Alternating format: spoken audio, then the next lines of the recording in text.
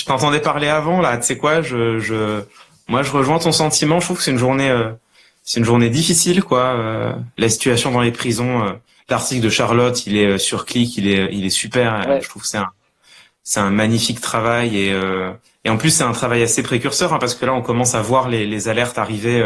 Bon, ça faisait quelques jours, mais là il y Ouais. a les articles qui tombent. Et c'est terrible, quoi. Enfin, les détenus, on oublie, mais en France, il y a dans les maisons d'arrêt 140% de surpopulation carcérale. En tout, on est à 70 000 prisonniers pour 60 000 places de Exactement. prison, je crois.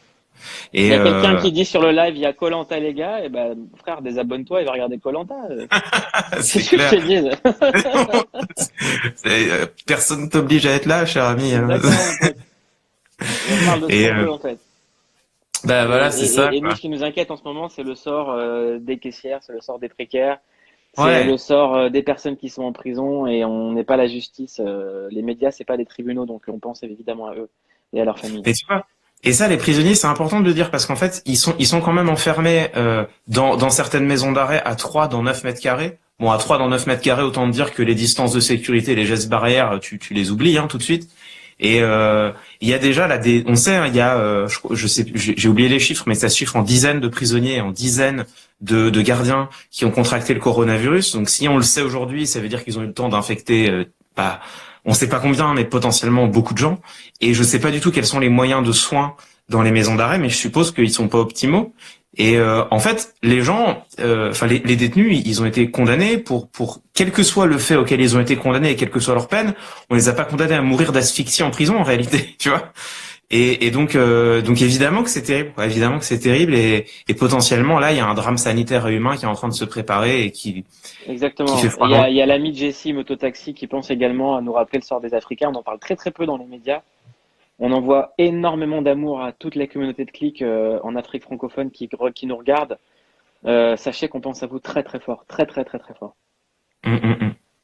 Et ouais. Et tu vois, et moi je regardais.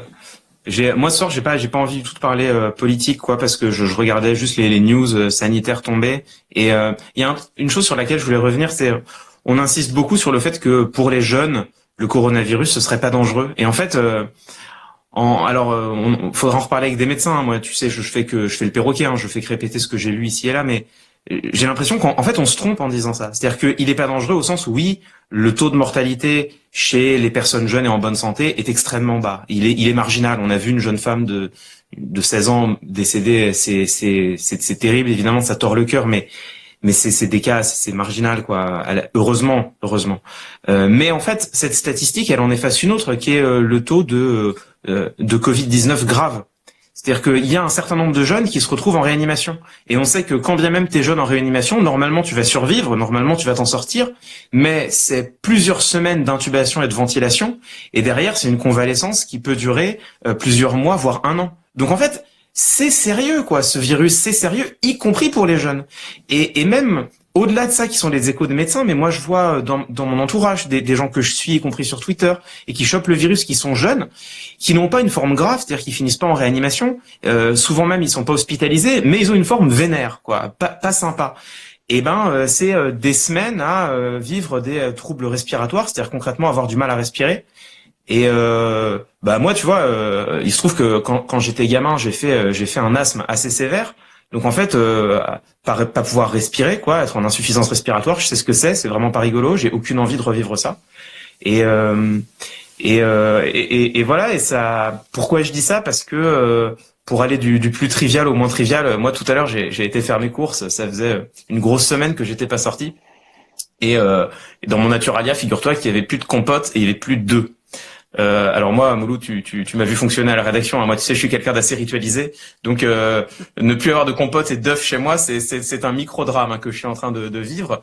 Je vais survivre. C'est-à-dire qu'à côté des infirmières et des caissiers et des livreurs et tout le monde qui met sa vie en jeu, c'est-à-dire que moi ça va, mais ça veut dire il va falloir que je ressorte hein, pour acheter ces produits qui me sont vitaux et donc que je me réexpose au virus. Et voilà, ça me fait peur en fait.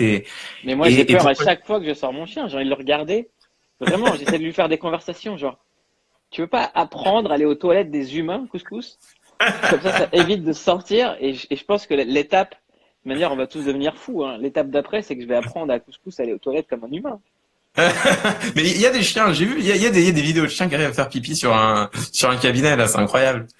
Non, mais, mais tu vois, et pourquoi est-ce qu'on a cette discussion là maintenant? Bah, parce que, évidemment, c'est le sujet du jour, quoi. Édouard Philippe a annoncé la prolongation, du confinement pour 15 jours, enfin, 15 jours après la date finale. Donc, ça veut dire qu'en fait, ça vient jusqu'au 15 avril, je crois. Et, euh, et voilà, je sais que, je vois que, chez moi, qui suis, je crois comme toi, Mouloud, moi je suis quelqu'un qui a une vie qui est quand même assez confinée de base, quoi. Je suis loin de faire la tournée des bars tous les soirs. Et je vois que là, chez moi, c'est en train de devenir dur, quoi. Alors, j'ai envie de voir des gens, je me sens à l'étroit dans mon appartement, alors que je vis dans un appart confortable, alors que je suis tout seul dans un appart confortable. Et je sais que pour des gens qui vivent dans des appartements qui sont, qui sont mal logés, qui sont parfois à 5, 6 dans 40 mètres carrés ou moins, qui ont des enfants en bas âge, enfin, je sais que pour tout le monde, ça va devenir de plus en plus dur. Et donc, ce qu'il faut répéter ce soir, c'est qu'il faut encore une fois faire confiance aux mesures sanitaires prises par le gouvernement. Autant moi je peux contester leurs décisions politiques, autant leurs mesures sanitaires, il faut leur faire confiance. En plus, j'ai l'impression qu'elles vont dans le bon sens. Et donc même si pour tous c'est dur et même si ça veut dire pas avoir de compote, je pense qu'il Ouais. il faut respecter ce confinement, quoi. On embrasse Fabienne Gauthier qui nous regarde, la patronne de Click. Je voulais ton avis sur un truc, Clément, parce qu'on m'a Ouais, contacté. Bon, c'est Click à la maison, hein, on vous dit tout. On m'a contacté pour un sujet sur lequel je suis partagé. ouais. Qui a un site internet qui s'adresse aux jeunes dont je tairai le nom, qui veut faire une vidéo avec des entre parenthèses influenceurs venus du monde entre parenthèses urbain pour sensibiliser les jeunes des banlieues. Moi, j'ai refusé. Mhm. Je vais expliquer pourquoi j'ai refusé. Tout simplement parce que je ne cautionne pas ce qui peut se passer entre les forces de l'ordre et les populations en banlieue en ce moment. Et que je considère que c'est pas aux jeunes influenceurs de prendre la parole et de s'adresser à eux, c'est au chef de l'État et au Premier ministre de s'adresser aux citoyens français. Et il faut arrêter de toujours demander aux mêmes de parler aux mêmes, en fait. J'aimerais bien que le gouvernement s'occupe des jeunes des quartiers et aille leur parler directement. C'est un sujet très compliqué que tu abordes parce que il y a deux C'est manières de le compliqué, hein. prendre. Je suis partagé entre je le fais et je le fais pas, mais je ne peux pas cautionner, quoi. Je ne peux pas Mhm. cautionner. Bah en fait, tu le dis très bien, c'est-à-dire que pour moi, c'est un clivage entre l'efficacité et le principe. Sur une question de principe, je te rejoins, c'est-à-dire que s'il y a un problème spécifique dans les quartiers, on peut y revenir parce que il y a un excellent papier, une excellente interview dans Le Monde du chef du service des urgences de l'hôpital de Bondy qui dit oui, il y a un problème spécifique en banlieue. Oui, en banlieue, c'est vrai, et lui, il est en première ligne pour le savoir. Le confinement est moins bien respecté, et donc, les gens arrivent plus vite, il y a plus de gens qui sont infectés. Mais il nuance immédiatement son propos. Et à contrario de certains dont on taira le nom, qui disent, vous avez vu, ces jeunes de banlieue, ils sont incapables de respecter la moindre consigne. Et donc le chef des urgences de l'hôpital de Bondy, il dit, attendez, il faut prendre conscience de ce qui se passe en banlieue. Bah justement, c'est là où il y a un mal logement qui est généralisé avec des familles nombreuses dans des tout petits appartements. Donc c'est normal que les gens pètent les plombs. Il y a plus de gens il y a plus de gens dans les commerces et qui parfois respectent pas les Exactement. distances de sécurité. Bah oui, mais en même temps les gens n'ont pas l'argent pour se faire livrer. Donc c'est facile de donner des sous. Faut aussi arrêter d'insulter l'intelligence des gens qui vivent en banlieue. Bien sûr. Tout le monde sait ce qui s'y passe et c'est pas des rappeurs qui vont changer les choses. Et la banlieue, c'est pas que des gens qui écoutent du rap, c'est des familles, c'est des gens qui travaillent, c'est des ouvriers, c'est des étudiants. C'est pas un monolithe la Bien banlieue. sûr. Et en même temps, tu vois, donc évidemment que s'il y a un problème spécifique en banlieue, il faudrait que ce soit les autorités qui s'adressent aux jeunes en tenant un discours de vérité, en disant, bah vous savez quoi, on sait qu'en fait pour vous c'est plus dur que les autres, parce qu'on sait que vous vivez dans je vais prendre l'exemple du 93. La banlieue se limite pas au 93, mais c'est le département qui est le mieux connu. Il y a eu des rapports parlementaires spécifiques sur le 93, et on sait que le 93 cumule toutes les difficultés. Et on sait que alors que c'est l'endroit où il y a le plus de précarité, le plus de pauvreté et où il y aurait besoin du plus d'action publique, c'est là où il y a le moins d'action publique. C'est-à-dire que l'État dépense moins dans sa justice, son enseignement et sa santé dans le 93 qu'ailleurs en France, a fortiori à Paris, où il y en a pourtant moins besoin.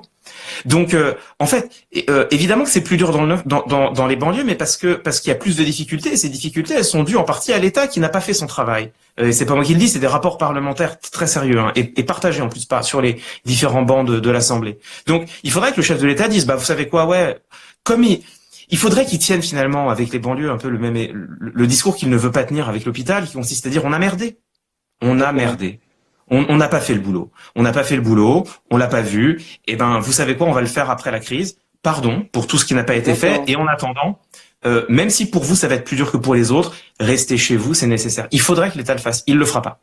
Il le fera pas. S'il le fait, je serais très heureux, je le dirais. Je crois qu'il le fera pas.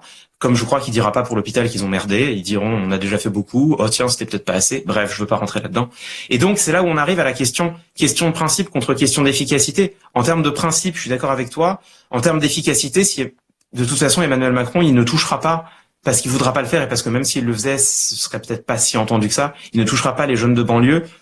Toi, tu les toucherais davantage. Mais, je sais pas. mais en fait, on le fait naturellement.